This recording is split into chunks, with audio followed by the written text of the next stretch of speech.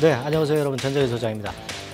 접는 스마트폰, 네, 요즘 그 얘기가 많이 나오고 있죠. 사실 우리가 이제 구부리는 스마트폰, 휘는 스마트폰, 휘는 디스플레이, 구부리는 디스플레이, 뭐 이런 것들은 이제 많이 들어봤어도 접는 스마트폰, 접는 디스플레이, 뭐 이 건에 대해서는 사실 최근에 생소하시게 이제 처음 들어보시는 분들도 많이 있을 겁니다. 자, 그만큼 이제 새로운 개념의 접는 스마트폰이기 때문에 요건에 대한 것을 오늘 알아보는 시간을 한번 가져보도록 하겠습니다. 네. 자, 먼저 기사 한번 보고 넘어가겠습니다. 네. 자, 스마트폰의 반격, 접는 삼성폰 출시. 중간에 보시면 내년 1월 공개한다 이렇게 나왔어요. 근데 이게 확정적인 건 아니고 기사 내용들을 쭉 살펴보면은 대개 내년 1월 초에 출시할 개연성이 굉장히 크다.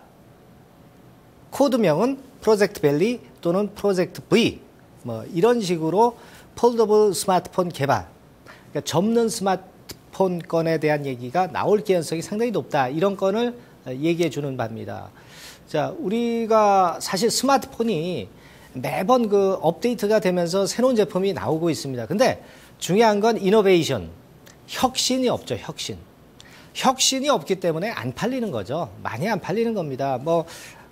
그 안에 내용 정도 업데이트하고 약간 그 외관 정도 바꿨다고 그래가지고 그 스마트폰을 새로운 스마트폰으로, 구 스마트폰을 새로운 스마트폰으로 바꾸고자 하는 소비자들의 욕구를 불러일으키질 않습니다.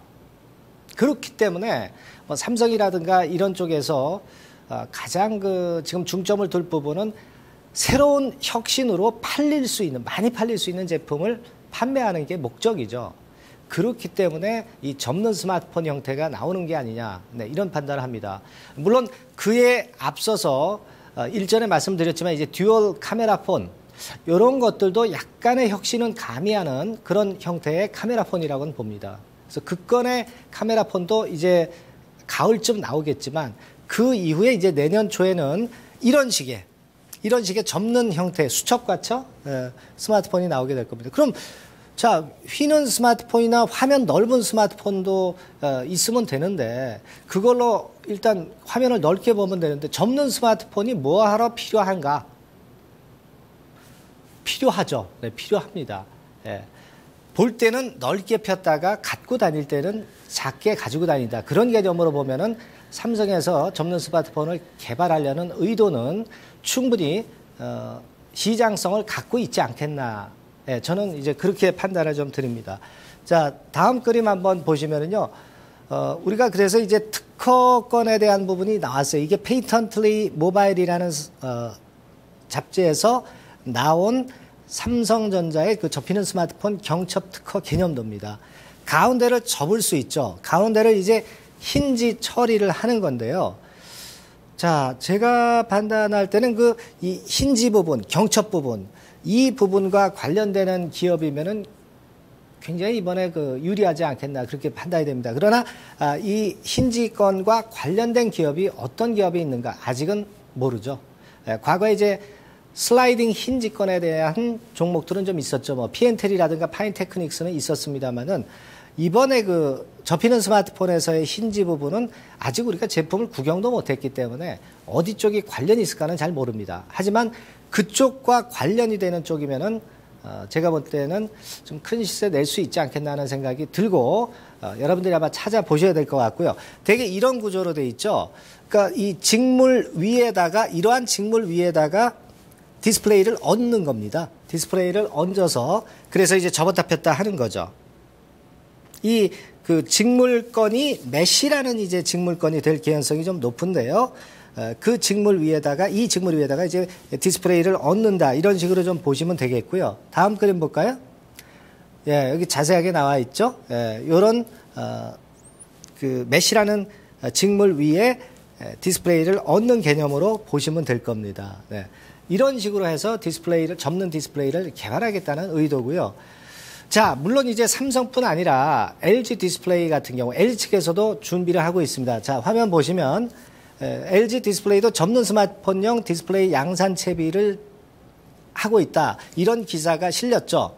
실렸습니다. 근데 아까 LG하고 삼성하고 틀린 점은 LG는 지금 현재 뭐 특허권이라든가 이런 건이 없고 지금 삼성 같은 경우는 아까 접는 스마트폰에 대한 특허를 이미 2013년도 작년에 출시를 했다는 거죠. 그래서 미리미리 준비하고 있고 LG보다는 지금 현재 삼성이 더 앞서갈 개연성이 있고 구체적인 시점까지 내년 1월 초로 나와 있습니다. 자, 그것이 좀 차이가 지는 부분이다.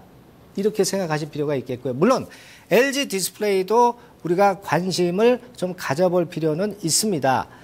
하지만 LG는 삼성 다음에 차후에 나올 수 있는 접는 스마트폰용 건이 발생할 수 있지 않겠나. 저는 이제 그렇게 판단하고 싶다 이거죠.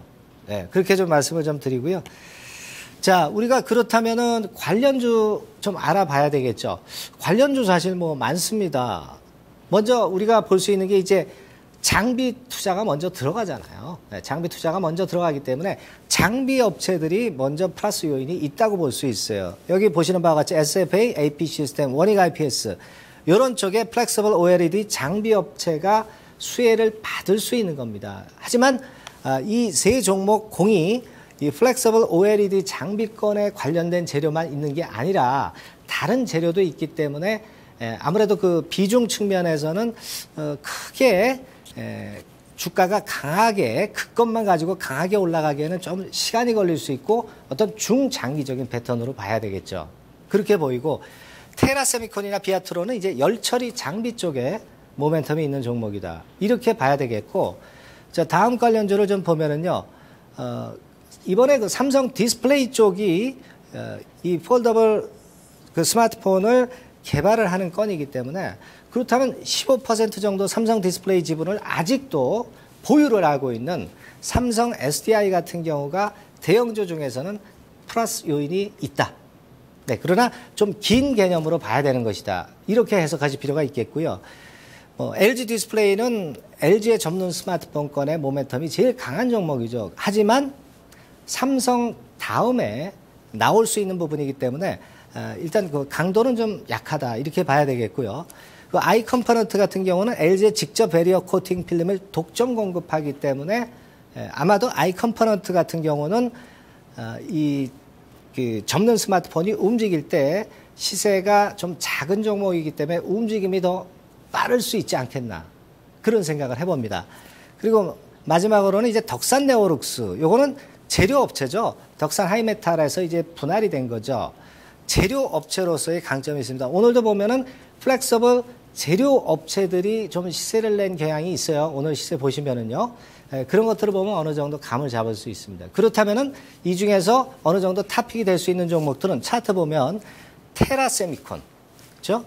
덕산 네오룩스 말씀을 드렸고요. 다음 그림은 삼성 SDI, 아이 컴포넌트 뭐 이런 정도를 관심 있게 보시는 게 좋겠습니다. 네, 다음 시간에 뵙겠습니다.